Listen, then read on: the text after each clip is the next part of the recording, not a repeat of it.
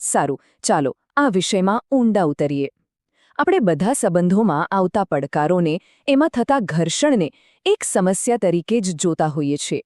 પણ શું એવું બની શકે કે આ જ ઘર્ષણ હકીકતમાં વિકાસ માટેનું એક શક્તિશાળી સાધન હોય?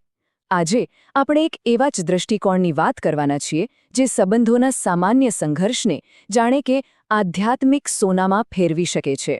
આ સવાલ કદાચ આપણે બધાએ ક્યારેક ને ક્યારેક પોતાની જાતને પૂછ્યો જ હશે ખરું ને? ગમે તેટલા સારા, પ્રેમાળ અને સમજદારીભર્યા સંબંધો હોય તો પણ એમાં તણાવ અને મતભેદની ક્ષણો કેમ આવી જાય છે? આ અનુભવ લગભગ બધાને થતો હોય છે અને તેનો જવાબ આપણી ધારણા કરતાં ઘણો ઊંડો હોઈ શકે છે. અહીંયા જ આખી વાતનો રસપ્રદ વળાંક આવે છે.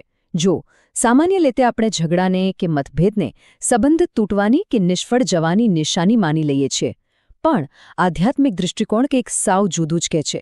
એ કહે છે કે આ ઘર્ષણ નિષ્ફળતા નથી, પણ એ વાતનો સંકેત છે કે કંઈક મહત્વનું કામ ચાલી રહ્યું છે. એક શુદ્ધિકરણની પ્રક્રિયા ચાલુ છે. આ વાતને સમજવા માટે આનાથી સુંદર રૂપક બીજું કયું હોઈ શકે? વિચારો, જેમ સોનાને શુદ્ધ થવા માટે આગની ભઠ્ઠીમાંથી પસાર થવું પડે છે, બસ એ જ રીતે બે આત્માઓ એકબીજાના અહંકારના ખૂણાઓને ઘસીને એકબીજાની ખામીઓને દૂર કરે છે. આ ઘર્ષણ વિનાશ માટે નથી, પણ એ તો એક શિલ્પકારની છીણી જેવું છે જે એક સુંદર કલાકૃતિ ઘડી રહ્યું છે.